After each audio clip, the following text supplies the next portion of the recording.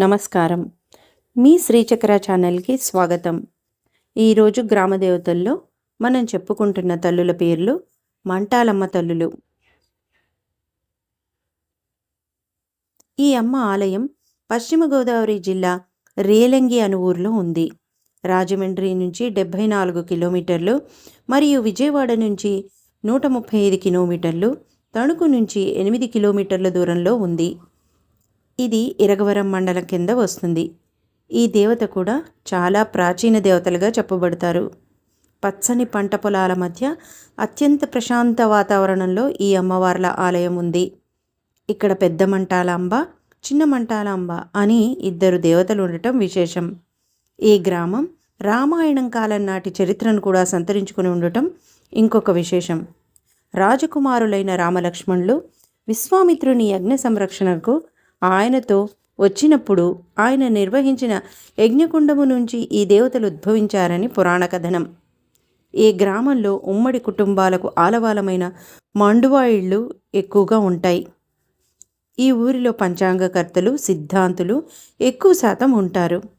తొలి తెలుగు చిత్రకారుడు, ఆంధ్రుల చరిత్రమును రచించిన చిలుకూరి వీరభద్రరావు ఈ ఊరివారే. ఈ గ్రామంలో గోస్తని నదీ తీరంలో మంటాలమ్మల ఆలయం ప్రసిద్ధి. సీతమ్మ వాకిట్లో సిరిమల్లె చెట్టు అనే సినిమాలో కనిపించిన మండువా ఇల్లు ఈ గ్రామంలోనిదే. ఇక్కడ ఆలయాలు చాలా చూడచక్కగా ప్రశాంతంగా ఉంటాయి. ఆధునికంగా నిర్మించిన ఇతర దేవీ దేవతల విగ్రహాలు కూడా ఈ అమ్మవారి గుడి చుట్టూ ఉంటాయి. విశ్వామిత్రుని యజ్ఞకుండము నుండి ఆ మంటల్లోంచి వచ్చారు కాబట్టి ఆ తల్లుల్ని పెద్ద మంటాలమ్మ, చిన్న మంటాలమ్మ అని పిలుస్తారు. ఇక్కడ నిర్వహించే జాతరలు, సేవలు చాలా బాగుంటాయి. రేలంగి అని ఈ గ్రామానికి ఎందుకు పేరు వచ్చిందంటే రామ బాణం తగిలి తాటకి శిరస్సు ఇక్కడ రాలి పడిందిట. ఆ రాలటం వలనే ఈ గ్రామానికి రేలంగి అని పేరు వచ్చింది. రాలటం అనే పదాన్ని కాలక్రమంగా రేలంగిగా మారింది. 101 మంది గ్రామ దేవతల్లో ఈ ఇద్దరు దేవతలు కూడా ఉన్నారు. వీరిని చూడటానికి 2 కళ్ళు చాలవు. ప్రశాంతంగా కూర్చొని భక్తులని కరుణిస్తారు ఈ తల్లులు. వీరిద్దరిని అక్కా చెల్లెళ్ళుగా చెప్తారు.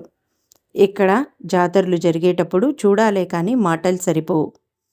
ఈ జాతరలప్పుడు అమ్మలకి ఇచ్చే కానుకలు, తెచ్చే కారిసావిళ్ళు ఇక్కడ విశేషం.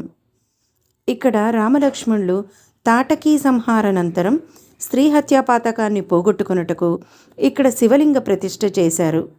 ఆ స్వామిని తాటకేశ్వర స్వామిగా పిలుస్తారని స్థల పురాణం. ఇక్కడ త్రేతాయుగం నాటి దేవతామూర్తులు ఉన్నాయి.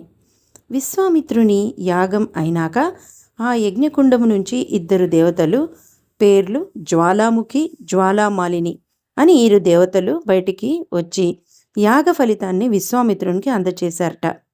వారు మంటల నుంచి వచ్చారు కాబట్టి జనులు వారిని పెద్ద మంటాలాంబ, చిన్న మంటాలాంబ అని పిలుస్తారు. పూజించసాగారు. ఆ తల్లులు వరాలిచ్చే దేవతలుగా ప్రజలను ఎల్లప్పుడూ రక్షిస్తూ ఉంటారని చెప్తారు. ఇక్కడ గురి ప్రాంగణం అత్యంత సుందరంగా, మనోహరంగా ఉంటుంది. ఇక్కడ కేశఖండనశాల కూడా ఉంది. ఆదివారం ఇక్కడ భక్తులు చాలామంది వస్తారు. అసలు ఖాళీ ఉండదు. అలానే కార్తీక మాసంలో కూడా ప్రజలు చాలామంది వచ్చి ఈ దేవతలను దర్శిస్తారు. ఇక్కడ అమ్మవారికి పొద్దున్నే వచ్చి వంటలు చేసి నైవేద్యం సమర్పించి మొక్కులు తీర్చుకుంటూ ఉంటారు. ఆదివారం తెల్లవారుజామున వచ్చి సాయంత్రం వరకు ఉండి అమ్మల్ని సేవిస్తారు. ఇదండి ఈ తల్లుల గురించి వివరణ. మనకి తెలిసింది గోరంత అయితే తెలియంది కొండంత అంటారు. నాకు సాధ్యమైనంత వరకు మీకు వివరించాలని నా ప్రయత్నం. మీకేదన్నా తెలిస్తే తప్పక తెలియచేయగలరు. మీకు మా ఛానల్ నచ్చితే లైక్ చేయండి, సబ్స్క్రైబ్ చేయండి, షేర్ చేయండి. మీ అభిప్రాయాలను కామెంట్స్ రూపంలో మాకు తెలియచేయండి. ప్లీజ్ సబ్స్క్రైబ్ చేయటం మర్చిపోకండి. మళ్ళీ మరో ఎపిసోడ్లో మరో తల్లి గురించి చెప్పుకుందాం. హరి ఓం.